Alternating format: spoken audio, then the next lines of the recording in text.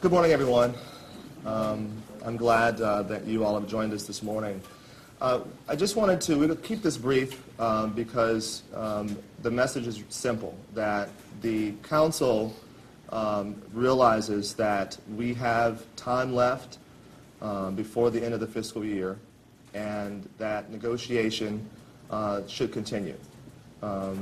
Today and tomorrow are important days.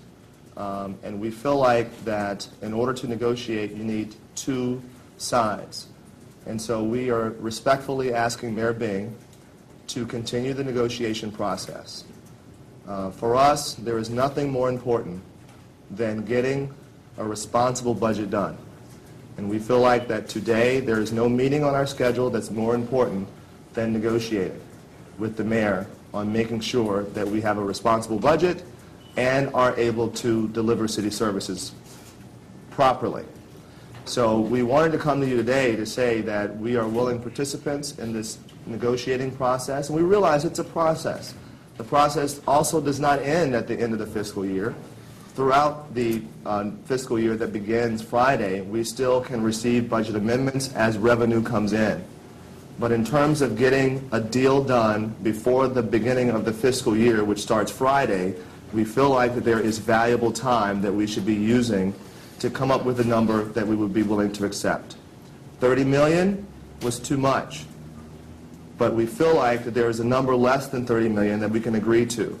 So instead of focusing on what we disagreed with, I feel like the conversation should be stuck on what can we agree with. So we're only 2 floors away, and we feel like that today and tomorrow can be well spent. And you have, and listen, you have 9 council members. 7 of us are here, and 2 of us who voted yes say they're already willing to vote yes on a new compromise. So those of us, the majority of us here, are willing to accept something less than $30 million. I think even Gary Brown says that we can maybe put $10 million back in. Well, I'll speak for Gary I Brown. know, I'll let you speak for Gary Brown. But we asked you to come today because we want to respectfully ask Mayor Bing to continue negotiating with us, because this is about the people of the city of Detroit. This is not about us, and this is not about Mayor Bing. This is about the people of the city of Detroit and the fact that we are willing to continue the process. The process should not stop prematurely for any reason. And we want all of us who have been elected by the people of the city to get the city's work done to continue doing so. So we're respectfully asking Mayor Bing to join us in this process, because we have 2 days left in order to receive budget amendments that we feel are responsible. And so that's my statement, and we're all here for any questions that you might have. Can I just say one thing, though?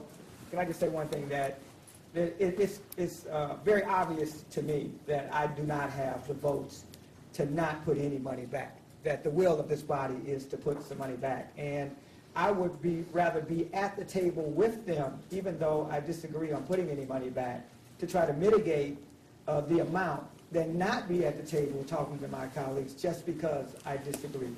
And so while I don't agree with putting the money back, I don't have the votes to get that done. And so I'm going to stand with my colleagues and negotiate with them to make sure that we can minimize the amount and be at the table having the discussion, as opposed to walking away and taking my ball and going home. Is that how we have the ball? Yeah, let me just say this. I think we are here because we cannot continue to divide this community. We all, right. There are no winners in this. That's right.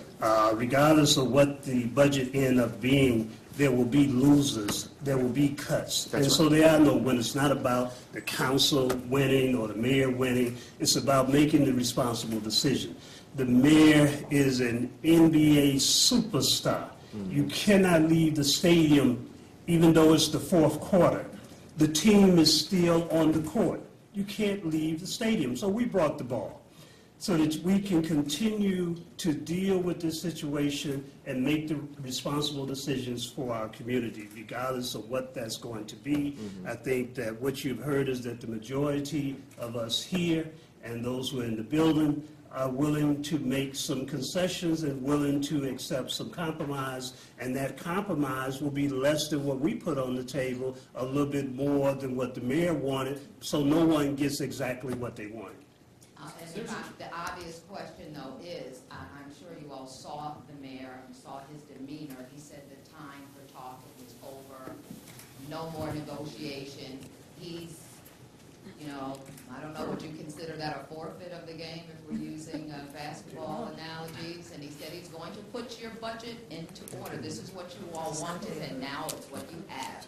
Okay. Let me say, I think that for the mayor to say the talking is over, this isn't about any one individual. It's not about the mayor. It's not about 9 council members. We're 10 people in a city of more than 700,000. It can never be personal or be just about us. Right. So that's the reason we're here today, because we're saying that we believe the best way to lead this city is to not give up because we didn't get what we wanted. We don't always get what we want around this table either, as President Pro Tem Brown just said. But he's here, he's willing to continue to talk and negotiate, and as the mayor has stated multiple times, the mayor is the executive of this city. As the executive, as the leader of this city, any cuts that are made have to be implemented responsibly by you. So whether it is Belle Isle or Hart Plaza being shut down, or if we're cutting administrative positions at the top, those decisions come from the executive branch. So it's unfair and it's disingenuous to say if Hart Plaza shuts down, it's because this council did it. Yeah, I mean, one thing we have to keep in mind is that Mayor Bing has never held political office prior to becoming mayor of the city, but he has held this job for over 2 years now.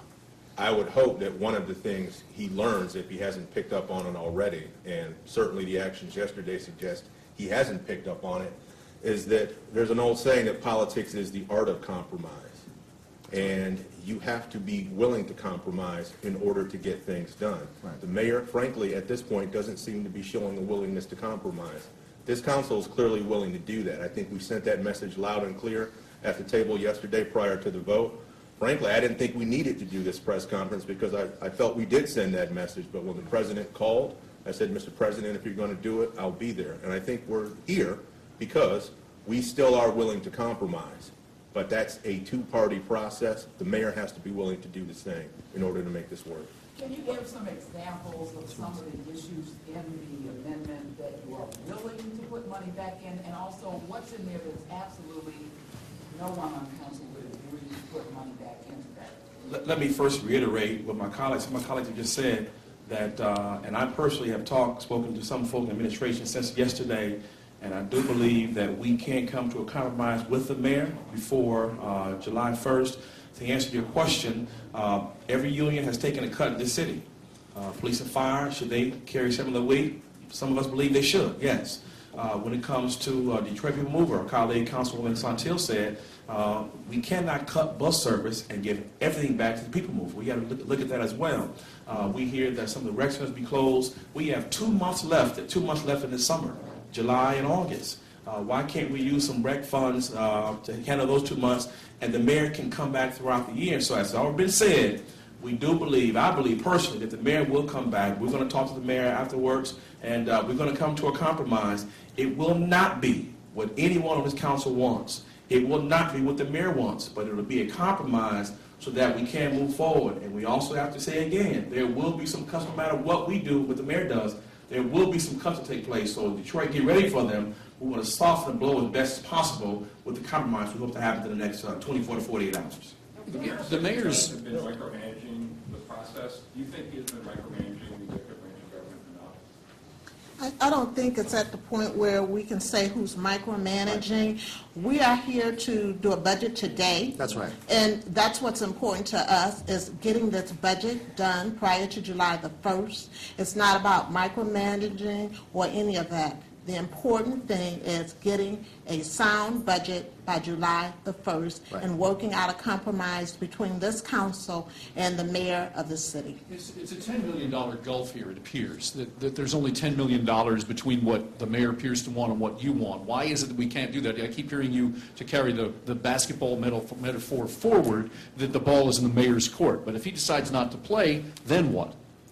Well, if he decides not to play, then that's the end of the game. We can, and it was erroneously reported in the Detroit News that our rule prevent us from submitting the amendments. Actually, the charter states clearly the amendments must come from the administration. So we can't. If we could, we would hold the meeting and put it on the table today. Right. We can't do that. So we have let the mayor know what we want when he met with us individually.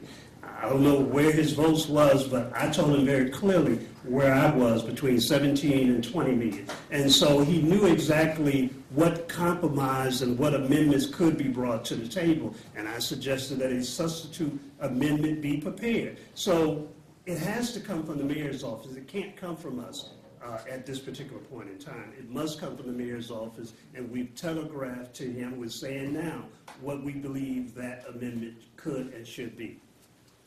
So, and we realize that when a proposal is offered and is rejected, we realize that sometimes, you don't feel good about that.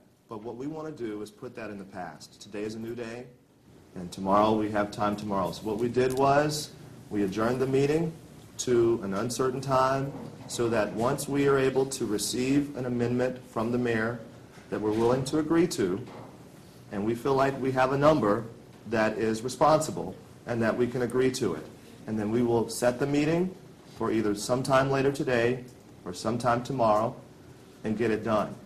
But we have to have two sides who are willing to negotiate. So we're respectfully asking Mayor Bing to receive, we're respectfully asking Mayor Bing to receive our offer of a compromise proposal. President Pugh, we know that a lot has to go on behind the scenes, and Yes. that is part of the art of politics. Mm-hmm. And Reverend Spivey kind of indicated that he had some talks, or at least some reaching out. For you all to be here, part of it is a plea to get this all out. But do you believe that there is some room left? Do you believe the mayor is going to, that you all are going to talk? Is he speaking to you all? Is this really going to happen? Well, the mayor has talked to certain council members as of today. And so there is movement, which is what we want people at home. Because sometimes when you see a 2-minute news coverage and someone says that I'm not negotiating anymore, and so $50 million in cuts will be implemented and all these things will close, that can be scary to people.